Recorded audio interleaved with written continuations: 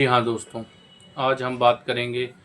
भ्रष्टाचार जो कि दिन प्रतिदिन हमारे भारत में बढ़ता जा रहा है, उस पर नकेल कसने वाली 3 सबसे बड़ी एजेंसियां। जी हाँ दोस्तों, भारत में भ्रष्टाचार, मनी लॉन्ड्रिंग और सत्ता के दुरुपयोग के खिलाफ 3 प्रमुख संस्थाएं काम करती हैं, जिनको हम नॉर्मल आम दिनों में जैसे सीबीआई हो गया, ईडी हो गया और विजिलेंस की टीम। जी हाँ दोस्तों,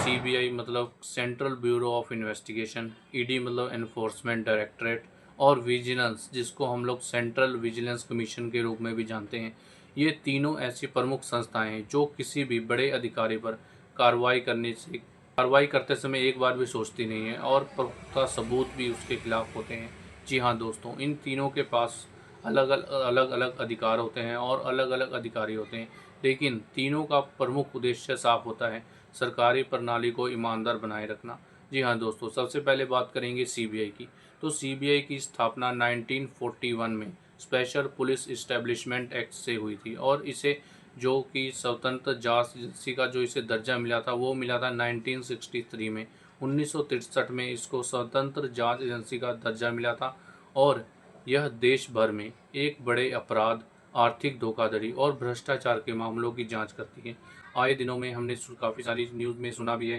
कि ये केस सीबीआई को सौंपा गया, ये केस सीबीआई को सौंपा गया। तो ऐसा क्यों होता है? इसकी जो मुख्य शक्तियां क्या हैं, जो कि इसके पास अधिकार क्या है? गंभीर अपराधों को और उच्च स्तरीय भ्रष्टाचार की जांच, आर्थिक अपराध, बैंक घोटाले और कुछ इंटरपोल जो कि नेशनल से जुड़े मामलों की पड़ताल एजेंसियों के साथ इसका जो तालमेल बनाकर ये लोग काम करते हैं। और भारत के लिए भारत का नोडल पॉइंट भी सीबीआई को कहा जाता है। जी हाँ दोस्तों, सीबीआई किसी भी केस में कब दखल अंदाजी करती है, ये जानना एक बहुत बड़ी आपके लिए इंपॉर्टेंस है कि अगर सीबीआई कोई भी केस अपनी मर्जी से किसी पर नहीं लागू करती, जब तक उसको किसी के राज्य सरकार द्वारा अनुमति ना दिया जाए या सुप्रीम कोर्ट, कई केसेस में सुप्रीम कोर्ट या हाई कोर्ट के द्वारा भी आदेश दिया जा सकता है सीबीआई को कि इस केस पर आप जांच शुरू करो, उसके बाद ही सीबीआई किसी भी केस पर जांच शुरू करती है। और अगर आप बात करें कि इसमें शिकायत कैसे करना है, अगर कोई भी व्यक्ति चाहता है कि मेरे साथ या किसी भी तरह कोई भ्रष्टाचार हुआ है या फिर मेरे साथ कोई बड़े अधिकारी है जो उसने रिश्वतखोरी की है या मेरे साथ किसी भी व्यक्ति ने बड़े उच्च स्तर पर, जो नॉर्मल ऑफिसर्स होते हैं या उनकी बात नहीं कर रहा हूँ मैं, जो हाई लेवल ऑफिसर होते हैं, डीजीपी, डीआईजी और आईपीएस रैंक के अफसर या आईएएस, जिन पर मतलब आम धाराओं में आम जो कि निचले स्तर के ऑफिसर से ऊपरी रैंक पर काम करते हैं। जी हाँ दोस्तों, तो इसके लिए आपको शिकायत कैसे करनी है? अगर आप तो चाहें लिखित रूप पर शिकायत दे सकते हैं उनके ऑफिस जाकर, या फिर उनको पोस्ट फैक्स या व्यक्तिगत रूप से भी आप वहाँ जाकर शिकायत दे सकते हैं। और इसमें आपको अपनी सब डिटेल देनी होती है, या फिर वो डिजिटल तरीके से हो या फिर रिटर्न में हो या कोई फोटोग्राफ्स हो या कोई भी ऐसा डिजिटल सबूत हो या फिर किसी भी तरह का सबूत रहेगा, तो आप उसमें उसको सबूत के रूप में उनको दिखा सकते हैं और उनके पास शिकायत दर्ज कर सकते हैं। और इसकी जो ऑफिशियल वेबसाइट है cbi.gov.in पर भी आप अपना शिकायत दर्ज कर सकते हैं। जी हाँ दोस्तों, अब बात करेंगे ईडी के बारे में। ईडी का पूरा नाम डायरेक्टरेट ऑफ एनफोर्समेंट है और यह फाइनेंस मिनिस्ट्री के अधीन काम करती है। जी हाँ दोस्तों, इसका मुख्य उद्देश्य जो कि मेन फोकस क्या होता है, आर्थिक अपराध जैसे मनी लॉन्ड्रिंग, हवाला और फेमा वायलेशन पर होता है। और कई बार देखा जाता है किसी व्यक्ति के पास अगर आय से ज़्यादा संपत्ति आ जाती है तो उस समय पर भी ईडी की भी वहाँ पर छापेमारी हो सकती है। आए दिन हम लोग सुनते हैं कि किसी बड़े सुपरस्टार पर, बड़े किसी एक्टर, डायरेक्टर या किसी बड़े एमपी, एमएलए या फिर किसी बड़े सरकारी व्यक्ति पर अगर उस पर ऐसा कोई भी व्यक्तिगत मामला सामने आता है जिसमें उनको ईडी को ये प्राप्त होती है इन्फॉर्मेशन कि इस व्यक्ति के पास इसकी आय से ज़्यादा संपत्ति है, तो उसमें ईडी अपनी दखलंदाजी कर सकती है। और अगर बात करें कि ईडी के पास क्या अधिकार होते हैं, तो ईडी के पास जो मुख्य अधिकार है संपत्ति को जब्त करना और उसकी तलाशी लेना, जो कि सेक्शन 16 और 17 पीएमएलए के द्वारा उनको ये अधिकार प्राप्त है। और उसके बाद अगर वो इसके उनको पता लगता है कि ये व्यक्ति मतलब जेनुअनली अगर ये व्यक्ति गिल्टी है, अगर उसके पास पुख्ता सबूत मिल जाते हैं ईडी को, तो फिर उसके पास गिरफ्तारी का भी अधिकार होता है, जो कि सेक्शन 19 पीएमएलए में दिया गया है। जी हाँ दोस्तों, और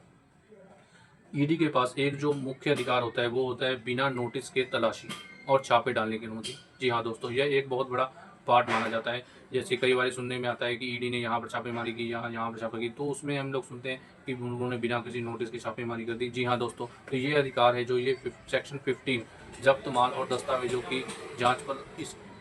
पीएमएलए में ये अधिकार उनको प्राप्त है कि वो बिना नोटिस के कहीं पर भी छापेमारी कर सकते हैं। और जब्त माल को जब्त कर सकते हैं और दस्तावेजों की जांच कर अदालत में रिपोर्ट सौंप सकते हैं। जी हाँ दोस्तों, इनको अगर आप चाहते हैं कि ईडी में शिकायत करना चाहते हैं तो इसमें भी बहुत आसान तरीका है। लिखित रूप से आप शिकायत दे सकते हैं। उनके क्षेत्रीय इनके जो अलग अलग डिपार्टमेंट, लिखित रूप से आप इनके यहाँ शिकायत दे सकते हैं। इनकी अलग अलग ऑफिस बने होते हैं और कुछ यूनियन टेरिटरीज होती हैं वहाँ पर भी जो हो सकते हैं, या फिर किसी भी स्टेट की जो कैपिटल है वहाँ पर अधिकांश रूप से वहाँ पर उनके ऑफिस होती हैं। और या तो अगर आप वहाँ पर जा सकते हो तो आप हेड ऑफिस में भी शिकायत लिख के भेज सकते हैं। या फिर जो इसके लिए जो आपके पास ज़रूरी दस्तावेज होने चाहिए, उसमें जो किसी भी तरह का अगर पैसे का लेन देन है, या फिर कोई अकाउंट नंबर है, या फिर उस व्यक्ति का आधिकारिक रूप से मोबाइल नंबर, कॉन्टैक्ट नंबर, उसका अकाउंट नंबर है, या फिर कोई ऐसी चैट है, व्हाट्सअप चैट है, वो भी आपके पास होनी ज़रूरी है। और जो इसका जो टेलीफोन नंबर आपको स्क्रीन पर दिख रहा होगा, यहाँ पर भी आप शिकायत कर सकते हैं। इसका जो मेन जो होता है ईडी का, इसमें कोई भी किसी भी तरह की मनी लॉन्ड्रिंग, हवाला ट्रांजैक्शन या फॉरेन एक्सचेंज से रिलेटेड या कोई भी ऐसी घोषित संपत्ति पाई जाती है जिसमें लगता है कि इस व्यक्ति की अगर इतनी इनकम है, सपोज टू बी दैट अगर किसी व्यक्ति की 10 लाख रुपए इनकम है और उसके पास 50 लाख की प्रॉपर्टी है, या 60 लाख की प्रॉपर्टी है, या 1 करोड़ की प्रॉपर्टी है, तो उसमें उस चीज़ को, उस व्यक्ति को अपनी जो इनकम है वो उसको दिखानी होती है इनकम टैक्स डिपार्टमेंट को। जी हाँ दोस्तों, हर साल, जैसे कि आपको मालूम है, हर साल हर व्यक्ति, कोई भी व्यक्ति जो किसी भी तरह का इनकम सोर्स जनरेट कर रहा है तो अपनी उसको इनकम टैक्स रिटर्न फाइल करनी होती है फाइनेंशियल ईयर की। उसमें अपनी जो भी आय का सोर्स है वो दिखाना होता है। अगर उसमें कुछ भी ऐसा गलत पाया जाता है और अगर किसी व्यक्ति ने उसकी शिकायत कर दी तो ईडी के पास ये पूरा अधिकार है कि वो बिना किसी नोटिस के किसी भी व्यक्ति के पास जांच कर सकते हैं। लेकिन कोई भी सीबीआई है या ईडी है, उनके पास पुख्ता सबूत होते हैं कि उनके पास, अगर उनको कहा जाए कि आपने किस अधिकार पर, किसके बिहाफ पर आपने ये जांच प्रक्रिया शुरू की, तो उनके पास एक जरूरी दस्तावेज होता है जिसको वो दिखा सकते हैं आपको, और उसके बिना पर ही वो लोग जांच शुरू करते हैं। तो ये था ईडी का। अब मैं आपसे बताऊंगा सीवीसी, यानी कि सेंट्रल विजिलेंस कमीशन। एक ऐसी संस्था जो संवैधानिक संस्था है, जो सरकारी कर्मचारियों के भ्रष्टाचार और अनुशासनिक मामलों की निगरानी करती है। जी हाँ दोस्तों, कई बार कुछ पुलिस करप्ट ऑफिसर होते हैं, या फिर एक्साइज डिपार्टमेंट में होते हैं, या इनकम टैक्स डिपार्टमेंट में होते हैं, कहीं पर भी कोई जो ऐसे अधिकारी होते हैं जो रिश्वतखोरी करते हैं, या फिर किसी और तरह से लोगों को डरा धमका के उनसे पैसे ऐंठते हैं, या किसी भी तरह का कोई ऐसा अपराध जो कानून में नॉन वायलेंट है, कोई भी ऐसा कार्य जो कि कानून में असंवैधानिक माना जाता है, उसके ऊपर ये टीम निगरानी करती है। इसका जो मुख्य कार्य होता है सरकारी विभागों के, विजिलेंस विभागों की निगरानी, और सीबीआई की भ्रष्टाचार पर सुपरविजन करना, और विट्स बॉलर सुरक्षा देना, और ऑफिसर के खिलाफ कार्रवाई की सिफारिश करना। जी हाँ दोस्तों, और आपको जानकर ये हैरानी होगी कि जो भी सीबीआई या ईडी के लिए जो भी व्यक्ति चुने जाते हैं या उनका चयन किया जाता है, उसमें भी ये जो सीवीसी टीम है ये एक बहुत प्रमुख भूमिका निभाती है, और अधिकारियों की नियुक्ति के लिए चयन समिति में भी भाग लेती है। और इसकी अगर आपको पता हो कि अगर इसमें भी आपको अगर शिकायत करना है तो इनकी ऑफिशियल वेबसाइट है cvc.gov.in पर आप ऑनलाइन शिकायत रजिस्टर करवा सकते हैं, या फिर फैक्चुअल और वेरिफिकेशन होनी चाहिए, और केवल भ्रष्टाचार, इसमें जो भी शिकायत है आपके द्वारा दी गई है फैक्चुअल और वेरिफिकेबल होनी चाहिए, और भ्रष्टाचार से जुड़ी शिकायत होनी चाहिए। और शिकायत की डिटेल ट्रैक करने के लिए आपको बाकायदा एक नंबर भी दिया जाएगा, जिससे आप उस नंबर को डालकर कभी भी आप चेक कर सकते हैं इन फ्यूचर में कि उसका क्या, जो आपने कंप्लेंट रजिस्टर की तो उसका क्या स्टेटस रहा। तो ये था सीबीआई, ईडी और सीवीसी का काम करने का तरीका, और उसमें कैसे कंप्लेंट की जा सकती है। अब आपके मन में ये सवाल होता है कि क्या ये जो इतने बड़े डिपार्टमेंट हैं, कोई भी सीबीआई, ईडी या विजिलेंस, क्या इसमें भी भ्रष्टाचार होता है? जी हाँ दोस्तों, समय समय पर सीबीआई, ईडी और विजिलेंस के कुछ अधिकारी भ्रष्टाचार या रिश्वतखोरी में पकड़े गए हैं, और ईडी के कई अधिकारी सीबीआई के जाल में भी फंसे हैं। और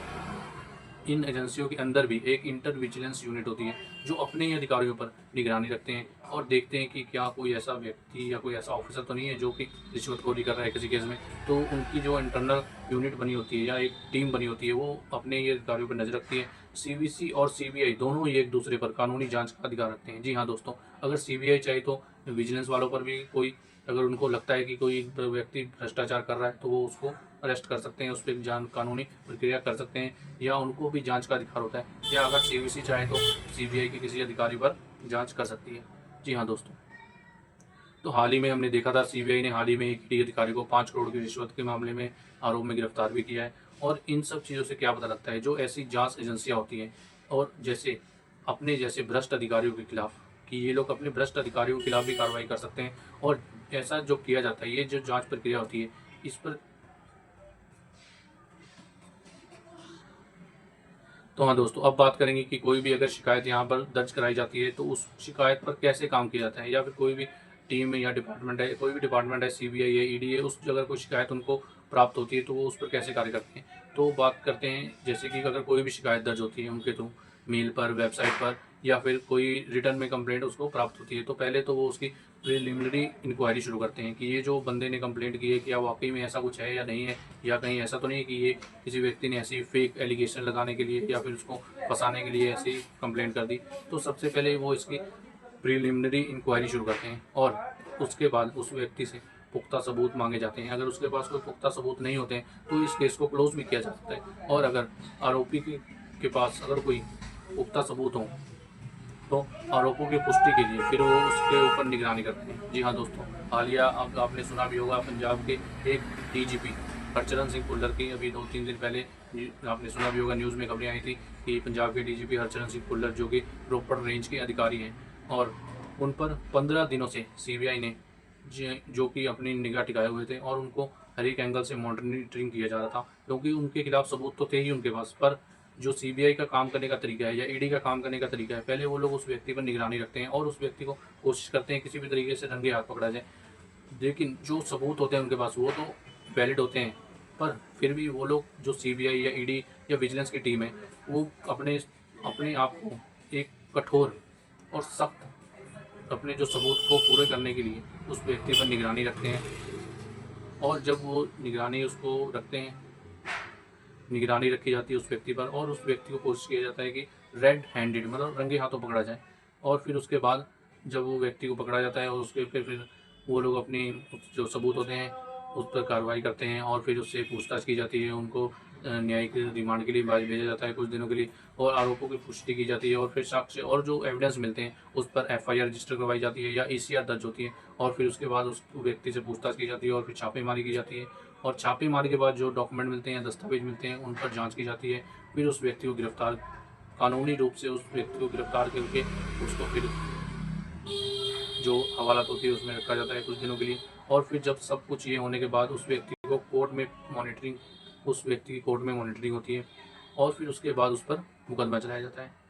जी हाँ दोस्तों, तो ये था सारा प्रोसेस। अगर हम इन शॉर्ट अगर हम कहें कि भारत के लोकतंत्र की ये रीढ़ है, सीबीआई, ईडी और विजिलेंस भारत के लोकतंत्र की रीढ़ है। अगर नागरिक डर के बजाय हकीकत वो सबूत के साथ सामने है तो भ्रष्टाचार को कम किया जा सकता है और इसे जड़ से खत्म भी किया जा सकता है। पर याद रखें, अगर गलत शिकायत मिलती है या झूठे आरोप से किसी को फंसाने की कोशिश की जाती है तो उस व्यक्ति पर भी कानूनी कार्रवाई की जा सकती है। तो इसीलिए अगर आपके साथ भी कोई ऐसा मामला पेश आता है तो आप भी डरिए मत, और इनकी वेबसाइट पर या इनको रिटर्न या फिर मेल के द्वारा या फिर ईमेल के द्वारा या फिर कोरियर के द्वारा आप अपनी कंप्लेंट रजिस्टर करवा सकते हैं। अगर आपको भी ये जानकारी उपयोगी लगी हो तो हमारे लीगल चैनल को सब्सक्राइब करें और इस वीडियो को ज़्यादा शेयर करें ताकि कानून हर नागरिक तक पहुंच सके। Thanks for watching.